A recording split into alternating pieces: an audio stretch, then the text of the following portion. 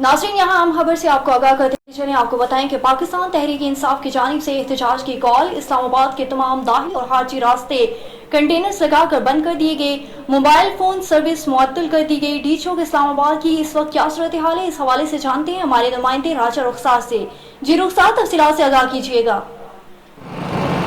जी, मैं इससे मौजूद हूँ डी चौक इस्लामाबाद में और एक दफ़ा फिर जो है एहतजाज, जलसे, जुलूस, तरनू का सिलसिला जारी हो चुका है। जैसा कि खैबर पख्तूनख्वा से सीएम जो वहाँ के हैं अली अमीन गनापुर, उनकी क़यादत में एक बड़ा काफ़िला जो है निकल चुका है और रास्ते में अब से कुछ देर पहले सीएम हमारे जो यहाँ के हैं वज़ीर दाखिला हैं मोहसिन नकवी, उन्होंने प्रेस कॉन्फ्रेंस के दौरान बताया कि किसी भी किस्म की हंगामा आराई की कोई इजाज़त नहीं दी जाएगी। 17 तारीख तक यहाँ पे बहुत सारे डेलीगेशन आने हैं, उस वक्त तक जो है यहाँ पे जितने सिक्योरिटी के हवाले से हम इक़दामात कर सके हम करेंगे। और आज एक किस्म का ये प्रोटेस्ट नहीं है, ये धरना नहीं है, ये कोई एहतजाज नहीं है, ये सीधा सीधा जो है हुकूमत के ऊपर, इक़्तिदार के ऊपर और ख़ासकर रियासत के ऊपर दावा बोला जा रहा है। किसी भी तरह से जो है हम इसके मुतामिल नहीं हो सकते, क्योंकि इस टाइम जो है हमारे पास बाहर से डेलीगेशन आ रहे हैं और दूसरे ममालिक के सदूर और वज़ीर आज़म यहाँ पे तशरीफ़ ला रहे हैं।